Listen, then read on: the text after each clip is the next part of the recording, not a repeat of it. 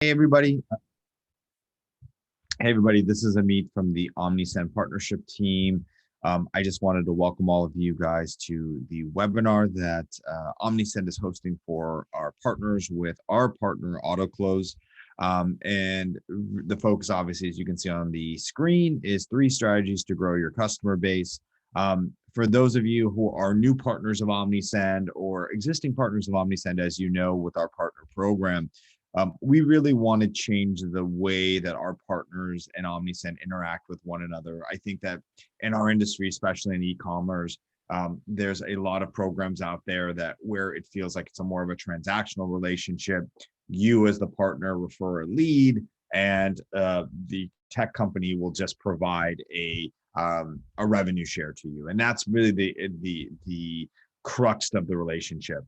Over here at Omnisend, what we really like to do for our partners is really see our partners grow and provide you guys with tips and tricks to really grow your business. Because at the end of the day, we know as we grow and you guys grow, we'll have a better relationship. So I really want to thank our speaker today, Ollie Whitfield from Autoklose. Ollie actually is a fellow partner of ours. They use the same software that we use called Partner Stack.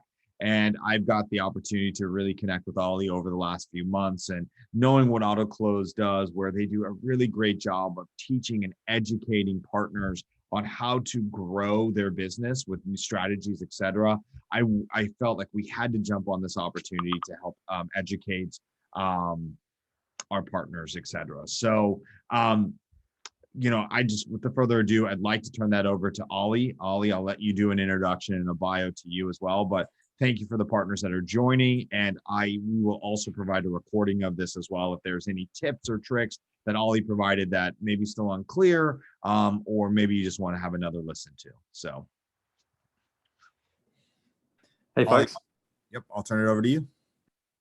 I love it. Thanks very much for having me, guys. I appreciate the opportunity to be here and to talk about some stuff that I've done from my experience, the good and the bad. Sadly, there's a few things that I didn't do so cleverly in here that I can share from experience. Why not to do that, or why not to do it the way that I did?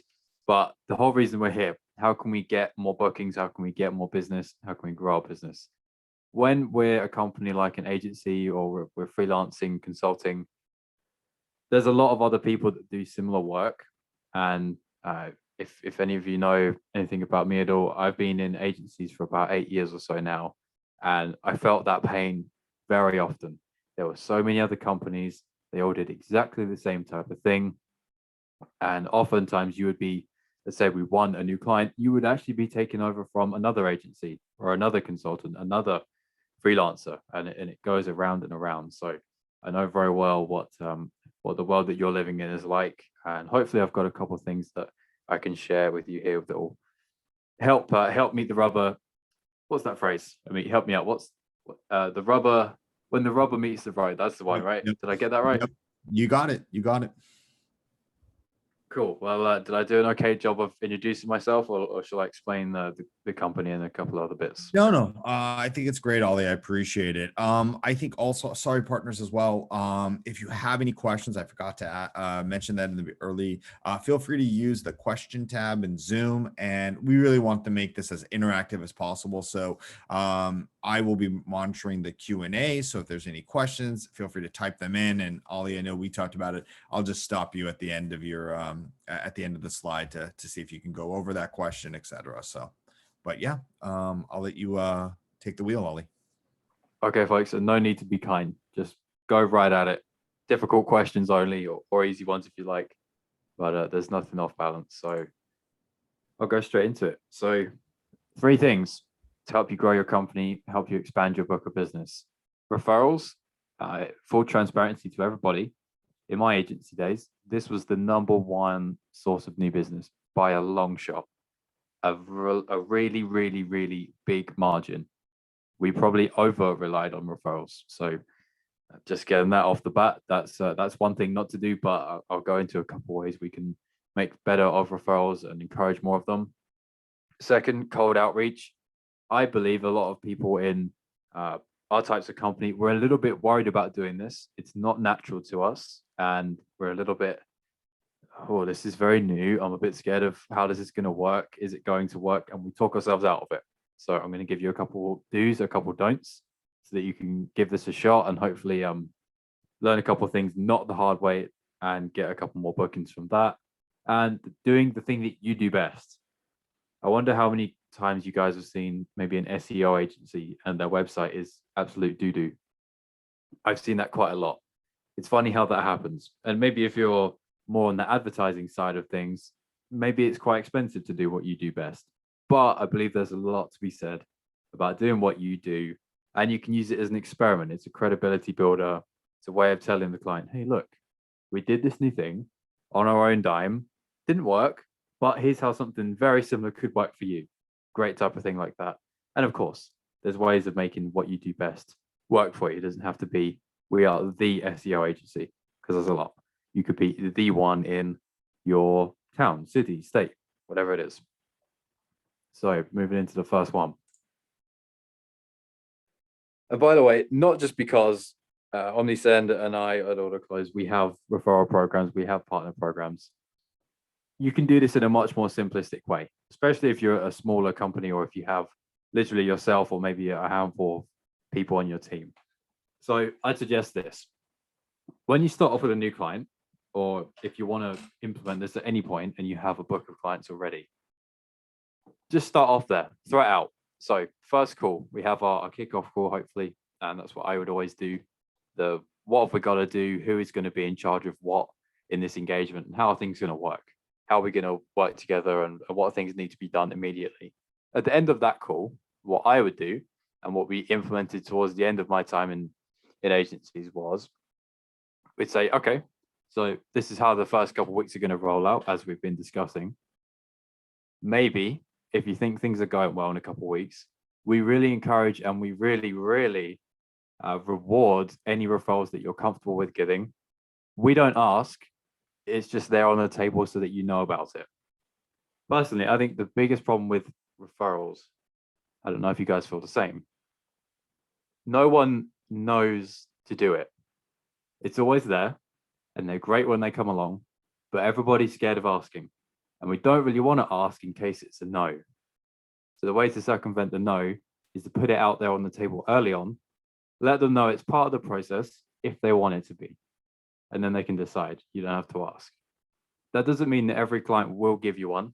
Absolutely not. But putting it out there from the beginning means that you've at least given them a chance to know about it, rather than, they don't think that you want that referral. At least that you've outwardly said that you do want to do it. Next thing, how you pay them. Pretty important. I know that you guys will have experienced this with Omnisend as well, but in your own work, I think you can do it a little differently. So as I'm sipping my coffee here, I'm thinking, this coffee's not very nice. I would love it to have been a Starbucks, because I really love Starbucks. So let's say you get that new client and you do that onboarding call, that kickoff, and you talk to them about, if you're happy with it and if you're comfortable, we really reward referrals, and this is what we generally tend to do. Say they give you a couple over time, just giving them the money is great. Everybody needs that. But also the deepening of the relationship would be 10 times better if you could say to them, oh, look, obviously we'll give you the cash. Thank you. What else we can do is, we'll give you that $50 Starbucks card. We'll give you that ABC if they love dogs, or whatever it is. Go down the rabbit hole of what you know they like. That type of thing will be very, very helpful. And of course, it means that you're paying attention. It means that they know that you care. That type of thing really, really, really helps. And lastly, everybody's terrified of the C word, competition. And many, many times, right, and I'll be super honest, I know 5 to 10 companies that sell contact data. All very, very similar. And some of them are provided by the same third party anyway. So they're technically reselling the same thing in a different way. They often target slightly different types of company. Maybe one targets a smaller type of company, one targets slightly different industries and markets. But generally, it's the same thing. They all work together. Whether you know it or not is a different thing. but let's say they're talking to you. Company one is talking to you. Yeah, we're a little bit more upmarket. The price is a little bit higher, and we tend to focus on this different market actually a little bit more. Maybe you'd be better off talking to company number three, and they refer you to company number three. Meanwhile, they still work with company number 2, 4, 5, and 6 sometimes. They just all happen to know each other quite well. Unless there's an outright 100% overlap and it's direct competition, I don't think we should be worried about that. Unless there's animosity or history or previous with these companies, normally there's a good case for doing this if you're open to trying it. It's not for every single company. It's not for every single type of company, but more often than not, you would be surprised this isn't a bad one. Have you guys ever tried that, Amit? We definitely, again, especially in the marketing automation space, there's no doubt that there's a lot of competition. So obviously we try to be as creative as possible. We try to make sure that, it's always about testing, right? So at the end of the day, it's we institute this idea of sort of try fast, fail fast, right? So this idea that let's test an idea, and then obviously provide 2 weeks worth of data, and then we see if we can scale it or if we cannot, and then try to pivot. I think the biggest challenge that I think for most businesses, and I think everyone would agree here, is that it's time, right? And so oftentimes you're never going to have the most perfect plan. So we really take a lot of time in the effort of testing and say, let's go to market first, and then we can take our findings and alter that a little bit based off the data that we see. So hope that answers your question, Ollie, on our end. What was that quote you gave me there? That needs to be a t-shirt. Try fast, fail fast. Yeah. Yep, that's something that we really try to institute over here. So I love that one. So you ready to move on to the second point?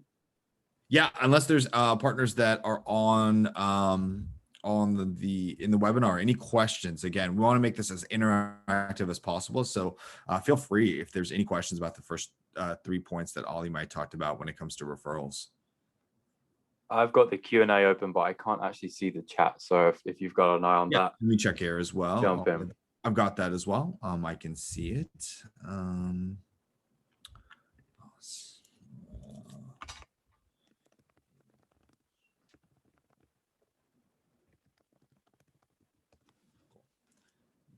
I'll monitor that as well. So I feel like we can continue 100% for sure. Okay, right. I just actually, now that you've put that message in there, it popped up for me, so I can keep an eye too. Okay. Everybody, first off, this isn't quite as intimidating as it looks. Okay, cold outreach.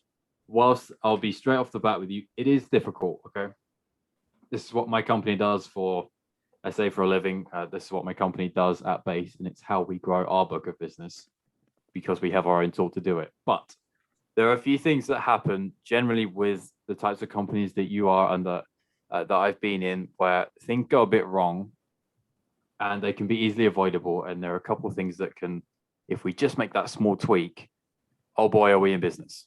So I'm going to give you 5 do's and 5 don'ts. I'll start with the don't, and I'll explain a couple of the things about what your clients and what the people similar to your clients think when they see these types of things. So take with a pinch of salt. These are small improvements. Number 1, naming your service in the subject line. So it's things like video production agency, or this is quite a common one, B2B lead generation, or e-commerce marketing campaign, that type of thing. For a few reasons. I mean, it's okay because it's accurate and it's relevant. So it's not the worst in the world by any means. But what it doesn't say is, here's a reason to open and be interested in this email. It tells you exactly what it's going to be. There's no intrigue. The whole point of a subject line is not to tell them, here is everything about the email. You don't need to read it. Unless it's literally like, I'm 2 minutes late to this meeting. Won't be a second. Sit tight, that type of thing. If you're reaching out to somebody, you need to create a little bit of intrigue, pique their interest, And really, you want them to open the email, read the whole thing, and want to talk to you. So if we're telling them all about the service, they can easily say, I don't think I need a service. I don't think I want a service. We're okay, or I'm too busy, or I'm walking the dog, or a bazillion other things that can stop them from entertaining all of the amazing parts of the service that we can offer. So that's one thing that gets us shot down right out the gate. Explaining the services, again, very similar. When they open that email, we don't want to have to say very much. This is where things go wrong. And I'll tell you a quick story. I thought Autoklose did an analysis of over 700,000 cold emails sent to prospects from seller to buyer, and it's over a period of about 3-4 years. The longest subject line that was ever sent in that whole 750,000 was 58 words, and the longest email body, so when you open the email, the text there, that was 5,680 words, which is 8% of the length of the second Harry Potter book. That's massive, okay? We don't need to be writing anything near that length. And of course, not everybody does that, but when you think about it, if they broke that down by 30, they would have 30 emails. They could have followed up 30 times with all of that same content. So that's the next thing, really. Sending one email and stopping. On average, and there's many different sources that will give you many different numbers, but they're all relatively similar. Around 10 times, you need to reach out before you get a response, on average. That doesn't mean 10 emails, it doesn't mean 10 phone calls. It can generally be a mix or whatever kind of touch that you want to do. But doing one really stops your chances of getting that response. It really, really limits that chance. And then again, sending the same email to every company. Say you have 100 companies you think you want to work with. Sending the same thing to every single one really limits how relevant it is to all of them. I'll say that again just for a bit more clarity. You can have 100 leads. Let's say 100 people come to this webinar and Amit and I want to send them a follow-up to say thanks for coming. That's relevant because you came to the webinar. But if they didn't, if it's completely cold, completely non-trigger event related, there isn't anything in common for those companies. So really the email can't be that relevant, which means there are going to be less responses, which means there's going to be less chance of you booking that call with them. And lastly, the thing that I see, all kind of similar, a lot of the times it's all about what the service they provide is. Not really about, I noticed that you're hiring or you've just opened a new London office, that type of thing. It's always just, we do this, would you be interested, from the ones that I see. So, what do I do about it? Okay. Number one, we kind of glazed over it there. Write multiple follow-ups. So this is quite straightforward to do. Imagine you're writing, let's say, a nurture campaign. You don't really send one email and leave it there. Normally you can do maybe an A/B test. You could do a non-opener. You could do a follow-up. You could do a special limited time offer, that type of thing. I've just said 4 emails. Think of your follow-up in the exact same way. So we're going to send that, let's think of an example out loud. So if we're selling e-commerce marketing services, we might talk about the amazing ways that we help people deal with cart abandonment, right? That's one. And then we could send maybe a non-opener to that. So that's 2. Then we could do, I mean, can you give me a hand here? I'm trying to think of a similar topic, cart abandonment. What else am I going for e-commerce? Yeah, I mean, you could basically say after cart abandonment, it could be how to welcome a new customer, how to maybe do post-purchase or something, how to get them to do their second order, example being. So there's definitely opportunity from that standpoint. Maybe a more eloquent way of saying it is how to take that one-time shopper to become a multiple shopper for your brand, etc. So those are things that that might be of value from that standpoint. Okay, so welcoming that new customer and the amazing tactic that you have for welcoming new customers and getting them right back engaged immediately. That could be a second. And the generating the second purchase, or maybe a just-in-time, timely offer type of campaign. That's the third one. You maybe have a very cool idea or experience that you've had with a similar company to the one you're emailing. If you do 2 emails for each of those 3 ideas, you have 6. Not many times does any company in the world send me 6 emails. They give up at 2 or 3 maximum. And I would say 10% actually do more than 1 email. So imagine how much you stand out when you've done that. Next thing is focus on that person's KPI, or as I say, key performance indicator.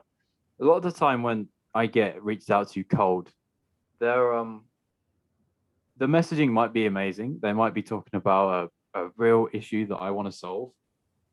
And it might be the perfect timing as well. I might be trying to solve it right now. But if I can't tie directly the conversation I'm going to have with them, if I take that meeting to a KPI measured on, or a goal, or a revenue number, whatever it would be, I always think of what would my boss say if he asked me why I took this call and I read aloud the reason why.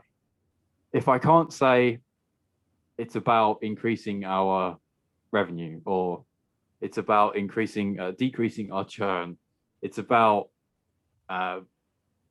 solving 50% of cart abandonment, or whatever it is, an attributable number that means something, it's a lot harder to accept the call. So that's one thing that I always see.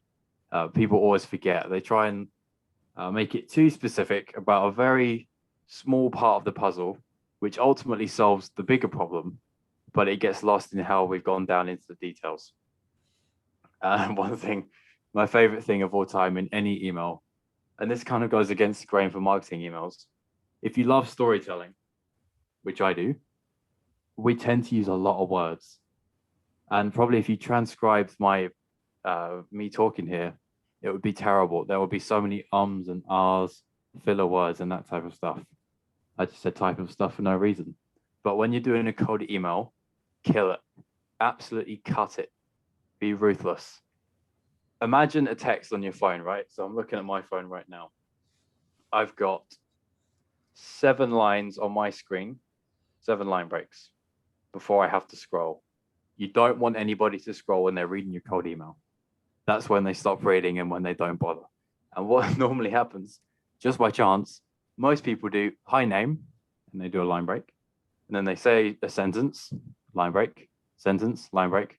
And just as they get to the call to action, right at the end, it's cut off and they have to scroll to read that bit. Always happens. Just pure bad luck. But that was my 5 do's and don'ts. How are we doing, Amit? Good. Ollie, I have a quick question. So obviously, one should have a call to action, or does one need to have a call to action in the very first email that they're sending out to a cold prospect? Because I think we've all received that. We see those emails from people we don't know that's on a cold outreach, and they're looking to schedule some time for us or to connect with them. Ollie, love to get your feedback on that from what you've seen in your experiences. Is a call to action absolutely necessary when we're trying to build a relationship with an individual in the first couple of emails, or is it more being informative? Love to get your thoughts on that. Brilliant question. And there isn't a straightforward answer, but I know from plenty of other sources, I'm sure I will find the article for this and send it to everybody. There's a company called gong.io. They analyze sales calls, so they analyze the outreach as well, and they've tested it. They have millions and millions of data points.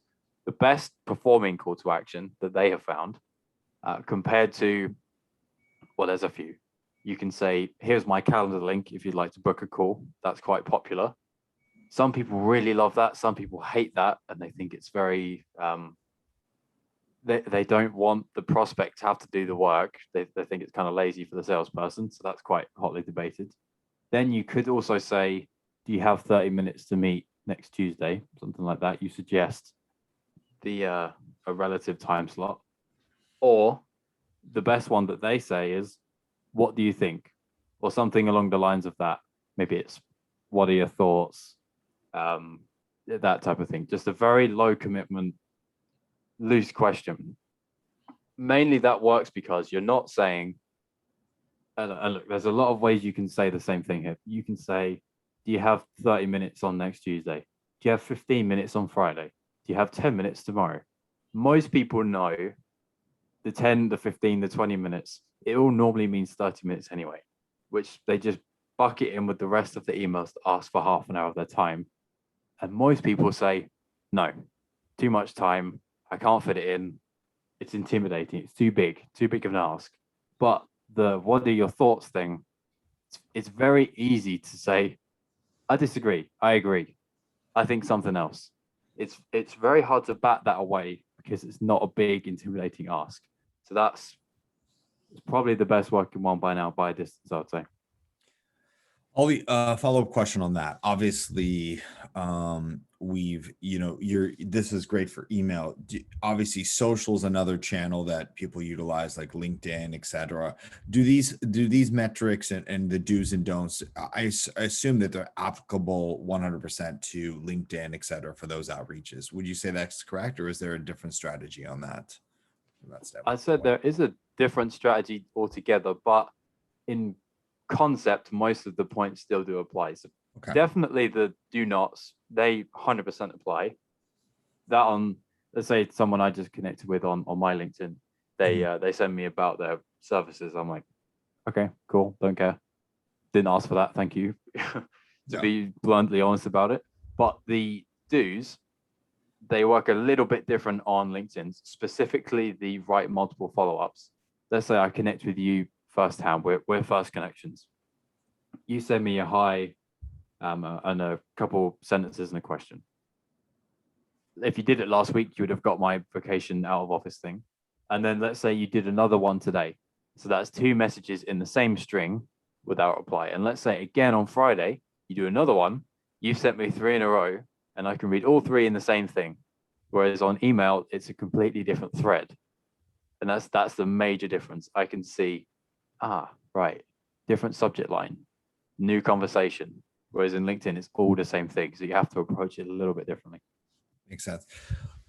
Final question for me, and then definitely partners, if there's any questions, feel free to put those in the Q&A or in the chat.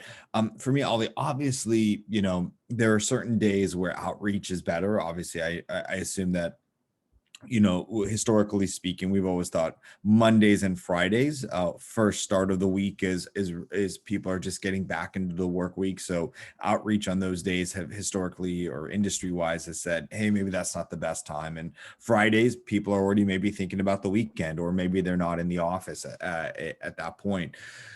From a cadence perspective, is there any insight on that? And also, so to prevent the outreach to look like it's more sent like an automated side, or it looks like it's been generated from a computer or a program like a HubSpot or something like that, do you suggest varying the dates? Like if I reached out to you, let's say today, is my next outreach, should I not do it on a follow-up Tuesday, or maybe should I do it on a Wednesday so it looks more natural? Would love to get your feedback on that as well. Yeah, there's a few intricate things that you can do that are quite straightforward to circumvent that. But the primary thing is, totally mixing up the days is a great thing.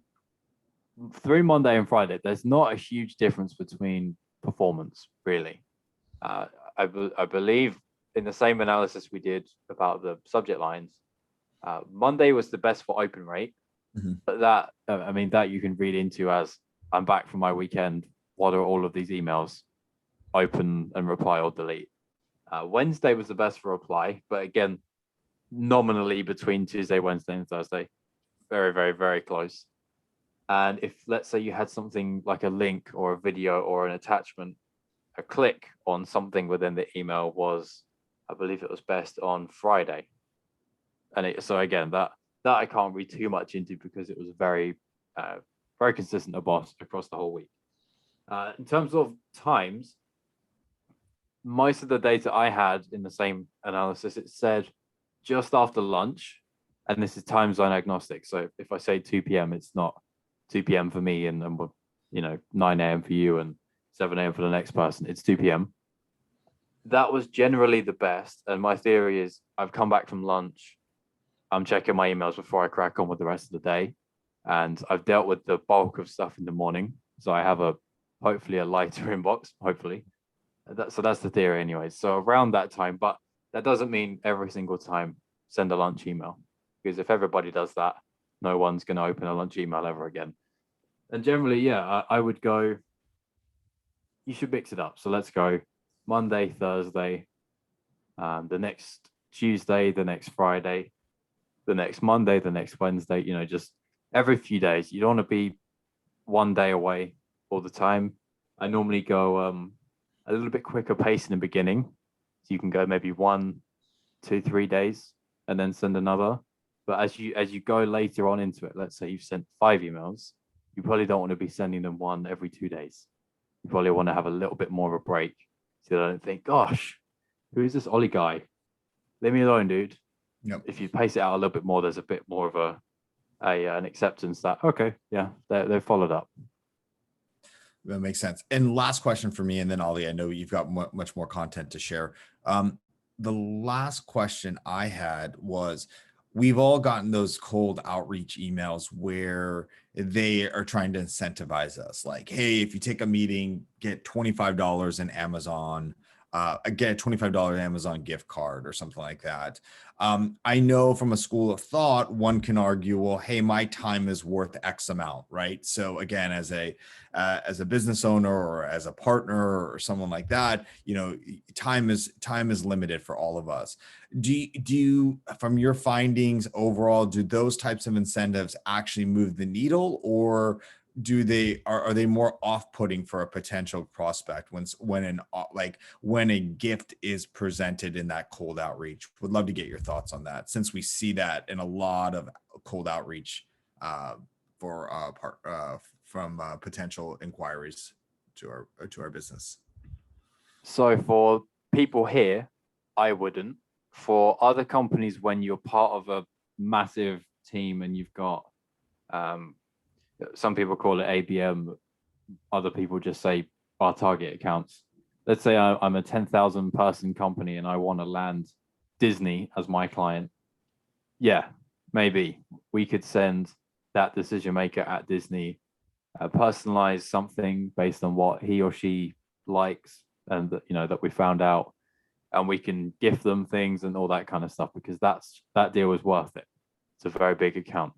But for agencies, freelancers, consultants, that type of thing, I think it's a smart idea, but it can be dangerous, because some people can view those types of companies as a commodity, fairly or not. I think that happens, and I've experienced that. When you're playing with that already, and the sort of revolving door nature of how that can be, depending on what type of work you do, you're putting yourself closer to that line again. If you're sort of paying them to take the call, you're putting yourself a bit closer to that than I personally would. It's a great idea, but maybe not for this market. Maybe for the clients, that'd be awesome. But to win them, I would stick there. All right. Thanks, Ollie. I appreciate that. Of course. All right. So shall we move on to the last part? Yeah, that'd be great. All right. Okay. I'll be honest, I haven't drank my own Kool-Aid on this one. I don't know too many agencies that have, or too many freelancers that have as well. And it does depend a little bit. If you do design, for example, if you're a design freelancer, this doesn't necessarily grant you free new clients. But depending on what you do, you can find a way to do this. And I think it's really, really powerful. The problem is time, and time is money, and we're not doing billable work for clients. So that's a cost to us. If you can get around that, and if you can think to yourself, okay, we need to be better at doing what we say we do. And not only just for the sake of it, it's sort of like table stakes. We can't say we're the best SEO company. We can't say we're the best ads company, best web developers, best e-com marketers if we don't really do it. But you still can. It would just be very, very helpful for you, especially in your pitches, especially in the pitches. I can't tell you how many times I would have loved to have reeled off a story about a new thing I tried on our own brand in agency pitches. If we could do that in the pitch, so let's think of an example here. I met a couple companies in London a couple of years ago in my agency days, and they were looking to build their own software. They didn't have one yet. We'd be doing something kind of similar. I would love to have been able to tell them that it was live and here's how we did it. And here was the launch plan I had and it sucked. Didn't work. Don't do this. I couldn't tell them that because we didn't do that. We got stuck into client work. We focused on the next most important thing, not the long term. For another example, I have a friend who is a great SEO guy. He really didn't focus that much on his own website, and all of the inquiries that he had came from his LinkedIn profile because he was quite popular there. But really, that's okay. But when they ask him, okay, so what do you do? They could have already looked at what he does, that type of thing. So again, there's another part to this. There's another level. I think the specificity is really important. So instead of using that same guy as the example, he's the SEO guy, right? There's a lot of them. And that's the problem with this type of company that we're in. There can be a lot of people similar to us, but if we narrow it down, then we can sort of cut through that noise a bit more.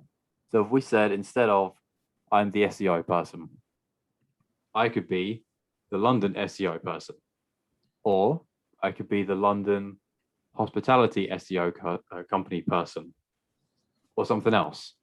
You could go market, you could go location, a bunch of other things, a bunch of other differentiators. And if you can work out a way to brand yourself as that and experiment doing what you do best around that, you can cut through a bit. And that way, my first agency, in actual fact, we were a demand generation agency.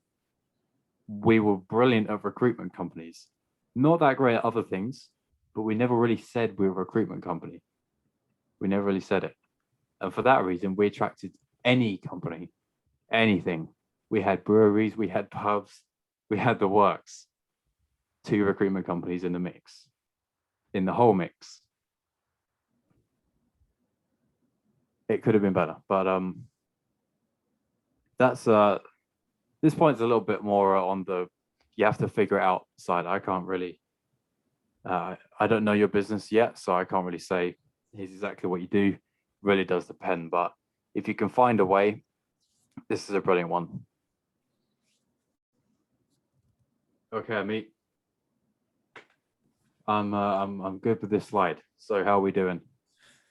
Oh, we're good. I think one of the big things I would say, Ollie, I question about, with experiments and experimentation, obviously, I think that it's always challenging for even, I would say, a company like Omnisend, right? Like, how do you differentiate yourself in the market? How do you test things? What is going to be considered, I guess, for our partners who are in the freelancers or small agencies or even agencies that are growing, how do they determine like what is a success, right? Because that's always difficult, right? Like, is it based off a sheer amount of appointments that are set up? Is it the amount of closed deals or clients that they bring on? Would love to get a sense from you. And is there a strategy to determine what a successful campaign looks like? Or what a successful experiment looks like? Love to hear any thoughts on that, Ollie, that you guys might be able to share from the Autoklose perspective. Yeah, so on a personal level, I made my own website a couple of weeks ago, purely because I'm not very good at ads. I've never done Facebook ads or anything similar to that. So I made my own quick website. I went on squarespace.com, made a free account, and I took some of my old LinkedIn posts and I put them on there as blogs using one of the free templates that you can get. So that goes live. I didn't realize you had to pay $13 a month to put it live, so I did. Then I went into Facebook ads and I just made a dummy page, just a very basic page, nothing on it, apart from my logo and my name, basically.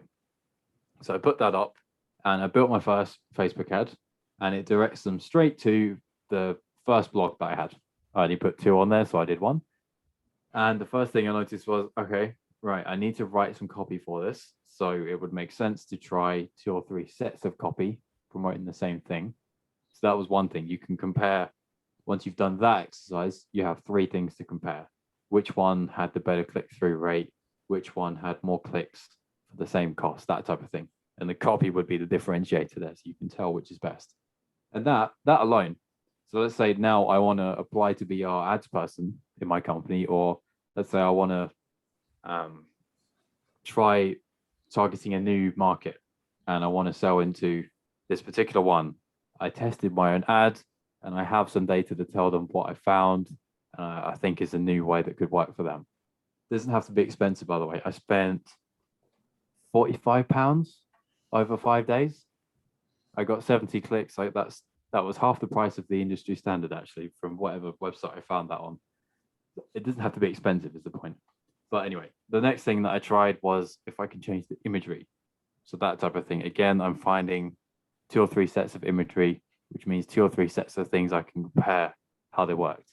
So again, I didn't really try and get a new client from it. I didn't try and get a consulting gig or anything at all. It was just to see how the ad does. I've set myself a low budget, so I know it's not going to bankrupt anybody. Just a bit of fun, and we'll see how it goes. I'll learn something from it.